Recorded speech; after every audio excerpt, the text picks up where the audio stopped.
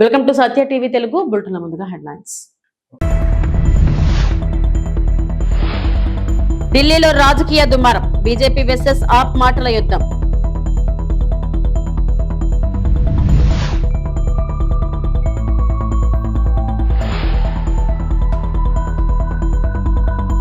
CM Chandrababu justice Lisa Gill భేటీ, నియామకంపై శుభాకాంక్షలు.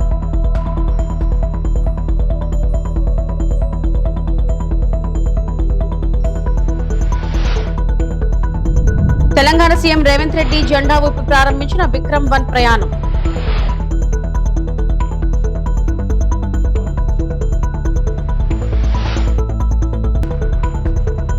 కేసీఆర్ మారిపోయారు, కవిత ఘాటు వ్యాఖ్యలు.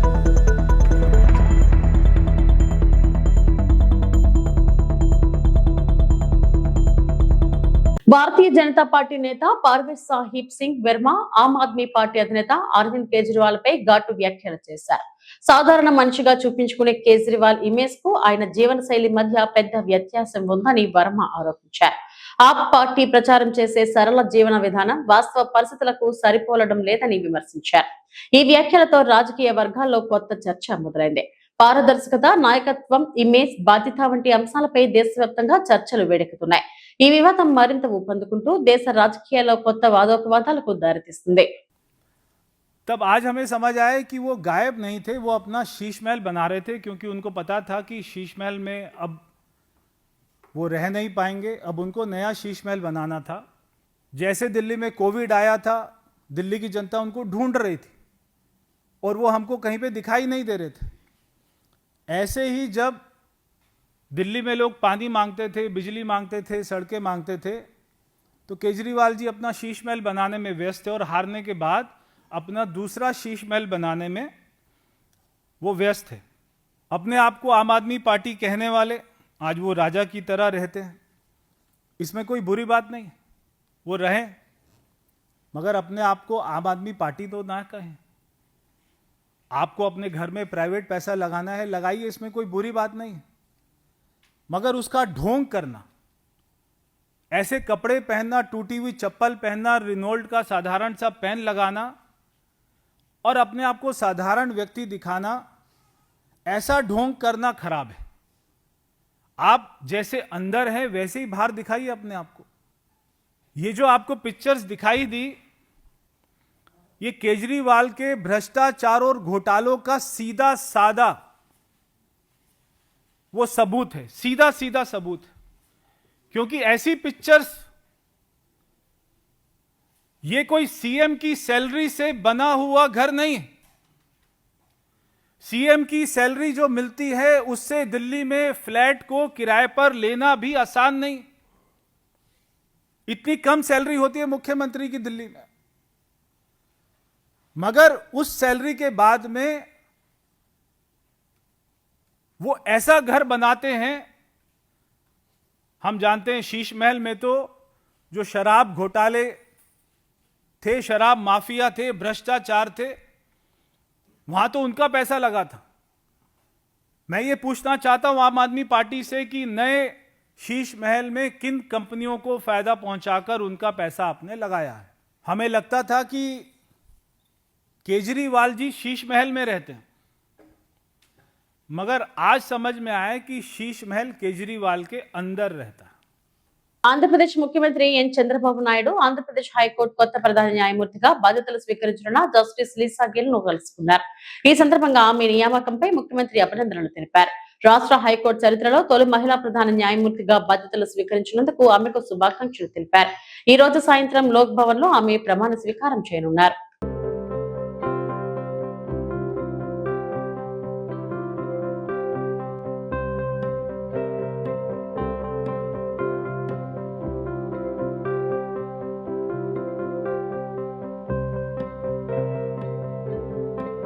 ఏపీ మంత్రుల పర్యటన సింగపూర్ లో 5వ రోజు కొనసాగుతుంది. సంక్షోభ నిర్వహణ వ్యవస్థ గురించి మంత్రుల బృందం అధ్యయనం చేస్తుంది.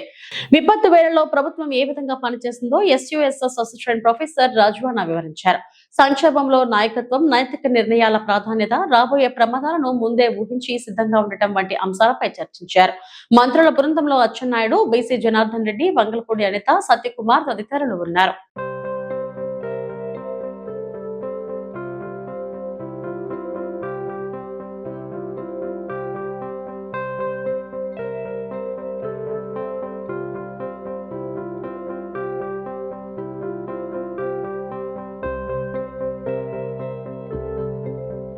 హైదరాబాద్ స్కై రూట్ ఏరోస్పేస్ వేదికగా దేశపు తొలి ప్రైవేట్ ఆర్బిటాల రాకెట్ విక్రమ్-1 ప్రయాణం మొదలు కానుంది. ఇందులో భాగంగా మ్యాక్స్ క్యూ కాంప్లెక్స్ లో ఏర్పాటు చేసిన ప్రత్యేక కార్యక్రమానికి తెలంగాణ ముఖ్యమంత్రి రేవంత్ రెడ్డి, మంత్రి శ్రీధర్ బాబు, పలువురు అధికారులు హాజరయ్యారు. శ్రీహరికోటకు పంపనున్న రాకెట్ విక్రమ్-1 ను సీఎం జెండా ఊపి ప్రారంభించారు. ఫ్రీ ఫ్లైట్ పరీక్షలన్నింటినీ పూర్తి చేసుకుని తదుపరి ప్రయోగం కోసం సతీష్ ధావన్ స్పేస్ సెంటర్ కు ఇది చేరుకోనుంది.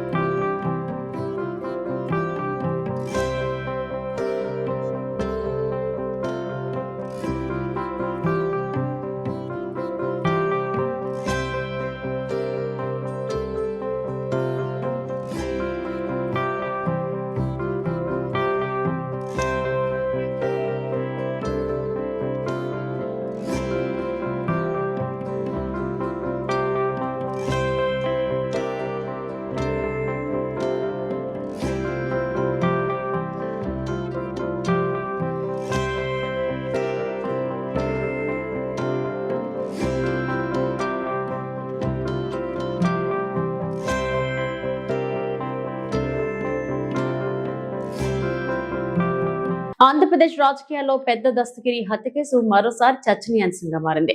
ఈ కేసులో వైఎస్ఆర్సీపీ అధినేత వైఎస్ జగన్మోహన్ రెడ్డిపై మంత్రి రాంప్రసాద్ రెడ్డి తీవ్ర ఆరోపణలు చేశారు. మంత్రి మాట్లాడుతూ ఈ హత్య జగన్మోహన్ రెడ్డి ప్రభావంలోనే జరిగిందని ఆరోపించారు. అధికారాన్ని కోల్పోయి 2 సంవత్సరాలు గడిచినా వైఎస్ఆర్సీపీ తన రాజకీయ ధోరణిని మార్చుకోలేదని విమర్శించారు. కడప జిల్లాలో ఈ ఘటన తర్వాత వైఎస్ఆర్సీపీ నాయకులు భయాందోళనలు నెలకొన్నాయని మంత్రి పేర్కొన్నారు. ఈ కేసులో ఎవరెవరు ఉన్నా వారిని వదిలిపెట్టబోమని స్పష్టం చేసిన మంత్రి, నిజాయితీ ఉంటే వైఎస్ఆర్సీపీ నేత అనంతబాబు తన ఎమ్మెల్సీ పదవికి రాజీనామా చేయాలని డిమాండ్ చేశారు. ఈ ఘటనతో రాష్ట్ర రాజకీయాల్లో మళ్లీ వేడెక్కిన చర్చలు కొనసాగుతున్నాయి. ఇంట్రాగేషన్ కూడా చేయడం జరుగుతూ ఉంది.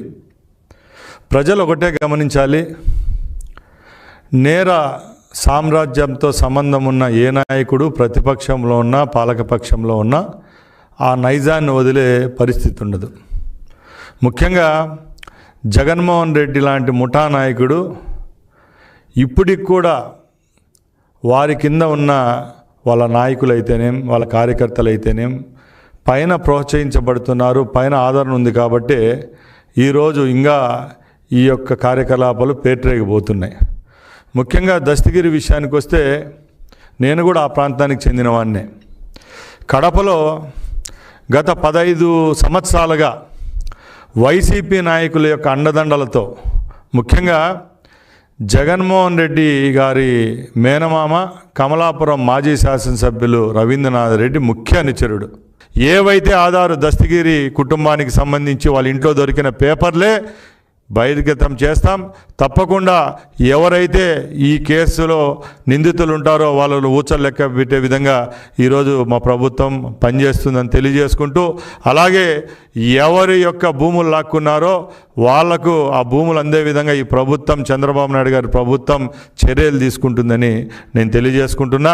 అలాగే ఈ వైసీపీ పార్టీ యొక్క ముఠాకోర్ రాజకీయానికి 2-3 ఉదాహరణలు చెప్తాను. అనంతబాబు మనందరికీ తెలుసు. ఎవరైతే ఆయన డ్రైవర్గా పనిచేసిన వ్యక్తినే చంపేసి డిక్కీలో వేసి డోర్ డెలివరీ చేసిన అనంతబాబు ఒక పెద్దల సభకు సభ్యుడు. అలాంటి అతను నిన్న రాజమండ్రిలో దొరకడం జరిగింది. మేము జగన్మోహన్ రెడ్డి గారిని అడుగుతున్నాం, ఎక్కడైనా మీలో నీతి నిజాయితీ చిత్తశుద్ధి అనేది ఉంటే పెద్దల సభకు నువ్వు ఒక చిన్నవాడిని పంపించావు. అలాంటి వాడిని ఇప్పటికైనా రాజీనామా చేయించి ప్రజల్లోకి రేపు ఎలక్షన్లో నిలబెట్టి గెలిపించుకునే శక్తి నీకుందా అని చెప్పి జగన్మోహన్ రెడ్డికి మేము ప్రశ్నిస్తా ఉన్నాం. తెలంగాణలో కొత్త రాజకీయ పార్టీ ప్రకటించిన కవిత అధికార విపక్షాలపై తీవ్ర స్థాయిలో ధ్వజమెత్తారు. మేడ్చల్ జిల్లా మునీరాబాద్ లో పార్టీ పేరును ప్రకటించిన అనంతరం ఆమె మాట్లాడారు.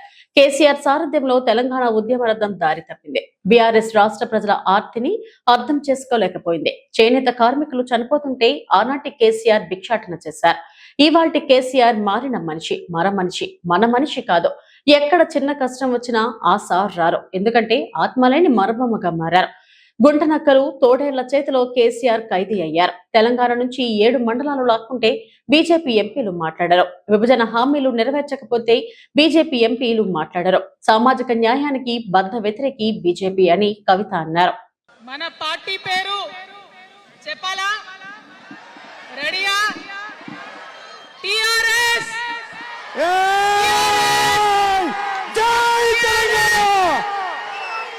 అంతేకాకుండా సామాజిక న్యాయం అనేటటువంటి ఒక కాన్సెప్ట్కే బద్ధ వ్యతిరేకి భారతీయ జనతా పార్టీ. అందుకే ఏం చేస్తున్నారు? మహిళా బిల్ అయితే మోసం 2 సార్లు పాస్ చేసిర్రు, దాన్ని మొత్తానికే పక్కన పెట్టేసిండ్రు. బీసీ బిల్లు ఇక్కడికి వెళ్ళి పంపిస్తే దాన్ని తొక్కిపెట్టిండ్రు. కులగణన వేస్తామన్నారు, దాన్ని తొక్కిపెట్టిండ్రు. అత్యంత పేదవాళ్లకు సమాజంలో 2 బుక్కలు అన్నం పెట్టేటటువంటి ఉపాధి హామీ పథకం ఉంటే కూడా దాన్ని కూడా మొత్తానికి బంద్ చేసి పెట్టిండ్రు. అయినా కూడా ఈ బీజేపీ బానిస ఎంపీలు ఒక్క మాట కూడా మాట్లాడరు, కనీసం పెదవులు తెరవరు. నేను ఇవాళ బీజేపీ ఎంపీలను డిమాండ్ చేస్తున్నా, సవాల్ చేస్తా ఉన్నా. మీరు తెలంగాణ తల్లి బిడ్డలైతే కనీసం భద్రాచలం దగ్గర ఒక 5 గ్రామాలు ఉన్నాయా, ఆంధ్రాలకు పోయినాయి. అవి పోతే మన రాముడి గుడి మునిగిపోతుంది. పోలవరం నిండితే భద్రాచలం మొత్తం కూడా నీళ్ళు వచ్చేటటువంటి పరిస్థితి ఉన్నది. మీకేమన్నా సిగ్గు ఎగ్గు ఉంటే తెలంగాణ తల్లి బిడ్డలైతే 8 మంది బీజేపీ తెలంగాణ ఎంపీలను ఛాలెంజ్ చేసి అడుగుతా ఉన్నా, ఆ 5 గ్రామాలను మీరు వాపస్ తెలంగాణకు పట్టుకరండి. మేం మాట్లాడినాం, జాగృతి నుండి మాట్లాడినాం, ఆంధ్ర వారికి లేఖ రాసినాం, కేంద్రానికి లేఖ రాసినాం. మరి మీరేం చేస్తున్నారయ్యా? రాముడి గుడి ఇక్కడ భద్రాచలం రాముడు కాదా? ఆయన గుడి మునిగిపోయినా మీరు మాట్లాడరా? నేను సవాల్ చేస్తా ఉన్నా భారతీయ జనతా పార్టీ ఎంపీలకు, ఖచ్చితంగా మీరు 5 గ్రామాలను తెలంగాణకు తీసుకురావాలి. ఇక బీఆర్ఎస్ పార్టీ ఉంది, ఇంకో పార్టీ. ఏముంది ఆ పార్టీలో? మొట్టమొదటి ప్రభుత్వం వచ్చింది, తొట్టతల్లి ముఖ్యమంత్రి గారు అయినరు. ఈ మాట బాధతో చెప్తున్నా. నేను కూడా బీఆర్ఎస్ అప్పుడున్న టీఆర్ఎస్కి నేను కూడా నా రక్తాన్ని, నా చెమటని, నా సమయాన్ని కుటుంబంతో పిల్లలతో గడపాల్సిన టైంలో టీఆర్ఎస్ పార్టీ బలోపేతానికి పనిచేసిన వ్యక్తినే నేను కూడా. ఆనాటి కేసీఆర్ వేరు, ఇప్పటి కేసీఆర్ వేరు. ఆనాటి కేసీఆర్కి తెలంగాణలో చేనేత కార్మికులు చచ్చిపోతుంటే భిక్షాటన చేసిన కేసీఆర్ ఆనాటి కేసీఆర్. ఇయాలటి కేసీఆర్ మారిన మనిషి, మన మనిషి కాదు. ఏమైంది ఇయాలటి కేసీఆర్కి? హైడ్రాల ఇల్లు కూలిపోతుంటే అరుస్తున్నారు, అన్నా ఎక్కడున్నావు రా, వచ్చిండ్రా? రాలే. వెలుగుమట్ల ఇల్లు కూలితే వచ్చిండ్రా? పశ్చిమ గోదావరి జిల్లాలో డీజిల్ కొరత తలెత్తింది. 2 రోజుల నుంచి డిమాండ్కు తగ్గ డీజిల్ సప్లై కాకపోవడంతో చాలా పెట్రోల్ బంకుల్లో స్టాక్ నిండుకుంది. మరోవైపు ఉన్న స్టాకును ఒకరిద్దరికి కొట్టకుండా కొందరు బంక్ యజమానులు 2-3 లీటర్లు మాత్రమే ఇస్తున్నారు. ఇప్పటికే జిల్లాలోని నర్సాపురం ప్రాంతంలోని బంకుల్లో స్టాక్ నిండుకుంది. ఒక్కసారిగా డీజిల్ కొరత తలెత్తడంతో ఆ ప్రభావం ఆటో ఆక్వా రైతులు వరి కోత కోసే మిషన్లపై పడింది. గత 2 రోజులుగా డీజిల్ లేకపోవడంతో చాలా మంది ఆటో డ్రైవర్లు ఉపాధికి దూరమయ్యారు. ఇటు ఆక్వా రైతులు ఇబ్బందులు వర్ణనాతీతంగా మారాయి. కరెంటు కనెక్షన్ లేని రైతులు డీజిల్ ఇంజన్లను డీజిల్ ఇంజన్లను చెరువులు నీళ్లు తోడటం ఆక్సిజన్ మిషన్లు తిరిగి ఎందుకు వినియోగిస్తుంటారు? పూర్తిగా డీజిల్ పై ఆధారపడి పనిచేసే ఈ మిషన్లకు ఆయిల్ లేకపోవడంతో రైతులు నానా ఇబ్బందులు పడుతున్నారు. ఒక్కసారిగా డీజిల్ కొరత ఏర్పడటంపై భిన్న వాదనలు వినిపిస్తున్నాయి. 2-3 రోజుల్లో ధర పెరుగుతుందని, దీనికోసం ఆయిల్ కంపెనీలు సప్లై నిలిపివేశాయన్న వాదన వినిపిస్తుంది.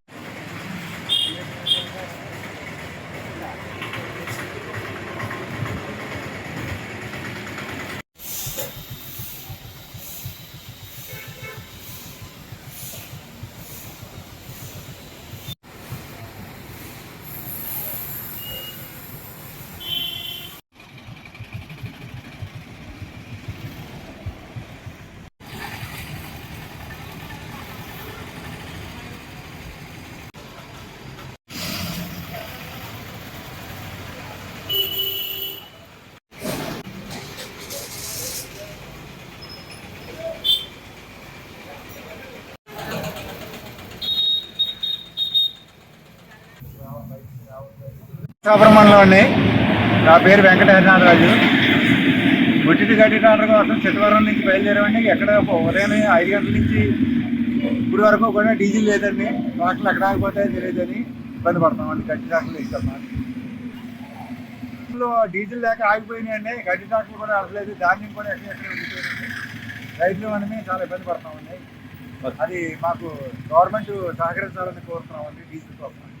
తాడేపల్లి వైఎస్ఆర్సీపీ కేంద్ర కార్యాలయంలో దళిత కళ సమ్మేళనం సమావేశం. వైఎస్ఆర్సీపీ ఎస్సీ విభాగం రాష్ట్ర అధ్యక్షుడు టీజేఆర్ సుధాకర్ బాబు, వర్కింగ్ ప్రెసిడెంట్ కొమ్మూరి కనకారావు అధ్యక్షతన జరిగిన ఈ సమావేశానికి ముఖ్య అతిథిగా హాజరైన పార్టీ రాష్ట్ర కోఆర్డినేటర్ శ్రీ సజ్జల రామకృష్ణారెడ్డి, మాజీ మంత్రులు నారాయణస్వామి, తానేటి వనిత, మేరుగ నాగార్జున, వైఎస్ఆర్సీపీ ప్రధాన కార్యదర్శి లేళ్ల అప్పిరెడ్డి, పలువురు నాయకులు పాల్గొన్నారు.